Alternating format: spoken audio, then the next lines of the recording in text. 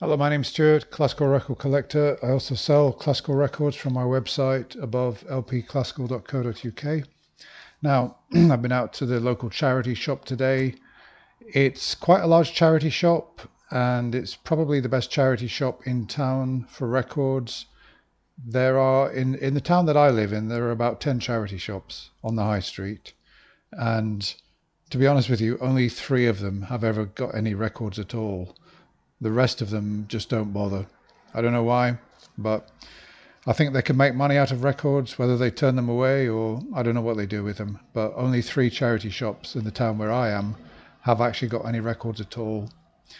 Um, I'll tell you, one of them is the British Heart Foundation.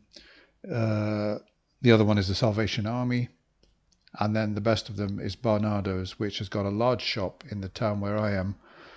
And they've probably got about 2,000 records in a sort of cubed unit, or quite a big unit, sort of half cubed and half. They're like this many records on a shelf, and then there's a cube section at the end. And there are boxes underneath the table. These are all LPs, long players. There are two big boxes of singles, which actually, for the first time, I had a browse through today because I've been finding so little. My mind turned to certain 45s, which there are some good records on 45 for classical. I think Ida Handel is playing some Brahms pieces on one of them, and there are one or two others worth looking out for. But unless I was going to find something really interesting, I wasn't going to buy. And no, I didn't really find anything at all. So let me just move on then. The problem is with this Bernardo's is that if they get new stock in, they just mix it in anywhere. They don't. There's no sort of new section or just arrived or anything like this, meaning that I've got to go in and I've got to kind of scan the whole lot, or maybe I go in once or twice a week, maybe three times a week, and I just hope to get lucky and sort of scan with my eyes and try and see if I can see anything new. And today, if I see one that's definitely new, that tells me there are probably others and it's worth spending the time going through them. So today, for example, let me see, what did I see that I've not seen before that got me interested? Oh yeah, this. Okay, it's nothing exciting. I mean, even on the original SXL, it's nothing exciting. La Boutique Fantastique and The Sorcerer's Apprentice with Schulte conducting. That is a deck from a Decca 2000, which, is not really not interesting Decca 2000. I don't know what it sells for now, but when I used to sell these records back in the 90s, that record wouldn't sell for more than about 20 or 30 pounds. And I can hardly remember selling it at all, to be honest with you. It just was not in that great demand. But, for a pound, I'm going to take that. These are a pound each in this shop. If you buy five or more, they're a pound each. And it's got the original sort of groove label.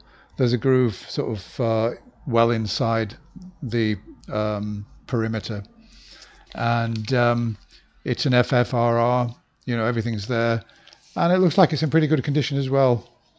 There's nothing really much wrong with that. It will probably sound very good.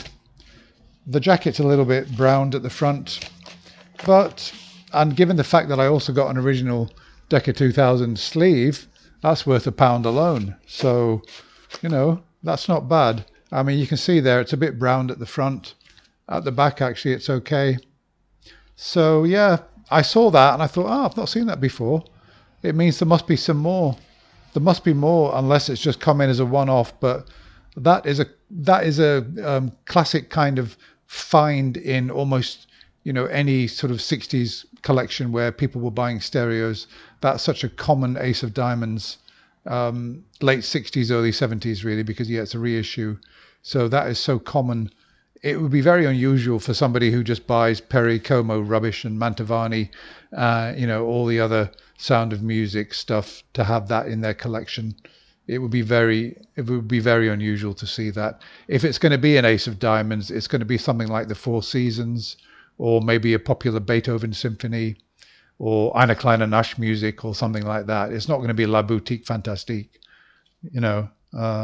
Yeah. In fact, to be honest with you, the interesting piece of music on this is not La Boutique Fantastique. It's The Sorcerer's Apprentice. That's the interesting one on here. Right, okay, let's move on. What else did I get? Okay, well, the thing is, if you don't buy five, you got to pay £2 a piece. So yeah, I was looking to try and buy five just to get that one. It's silly, really. Okay, so I've got Brahms' Second Symphony here on a World Record Club, and it's Beecham conducting. It is a stereo. It's the Royal Philharmonic Orchestra. I'm not sure what this is from. It's probably from a white and gold ASD, I would imagine. There we are, World Stereo. Where's it made? Actually, it doesn't say. I assume it's UK. It's not an Australian one, is it? Actually, yeah, it is Australian as well. Sorry. Um, I'm losing my touch.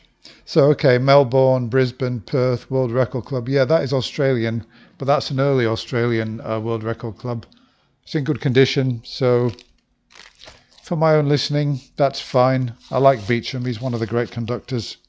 So, yeah. I don't know if you've heard the anecdote about Beecham, that one of the attractive female members of an orchestra came to him and said, "Sir Thomas, will you be godfather to my child?" And he said, "Very well, my dear, but let's leave God out of it, shall we?" I thought that was quite amusing. I don't know whether that's actually true, that happened or not, or just one of those silly anecdotes that has been passed down the generations. Okay, here's another one. Mozart, Symphony number 40, Symphony number 41, Giuliani conducting. This is from a Decca SXL 6000. I know, I've had it many times. And to be honest with you, it was never a good seller as an SXL early pressing in the 90s. So, I mean, I bought that because I'm a Mozart fan and I like these performances. I remember them on the SXL. It's a Jubilee. It's a bit dirty, actually. It's a bit dusty and dirty. And I think it's probably going to need a clean, but I don't see any scratches on it. So, I mean, for a Jubilee, for £1, how many of you would have said no to that? I don't know. Well, I suppose if you don't like Mozart, you wouldn't have had it. Now, this is crazy. I know, you'd be wondering why on earth I bought this. This is absolute madness. The Art of Pavarotti. Okay. I mean, Pavarotti, okay, look, I grant you, he's one of the great, probably one of the great three tenors. Well, let's say one of the great five tenors of the 20th century. I'm a Björling man myself. I'd go for Björling any time over Pavarotti, but Pavarotti I enjoy too. And I don't know, I think that's probably worth having. It's an SXL 6000. It's a UK pressing, SXL 6839. So that's going to be a compilation of all the SET operas that he did for Decca. Some of the best arias, and it's got some of the best arias on here, all the ones you'd expect to see. I won't go through them anyway. That's in good condition, so for £1. Yeah, Verdi, La Scala, Abbado, opera choruses.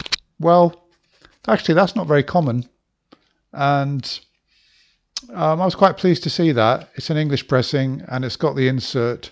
It's got the insert with the lyrics, so I mean that's good. And yeah, I mean for £1, I bet many of you guys wouldn't have said no to that for £1. You'd have taken that, wouldn't you? That's the point. Of the ones that I'm telling you about, like £1 each, it'd be interesting for you to tell me which ones you wouldn't have gone for.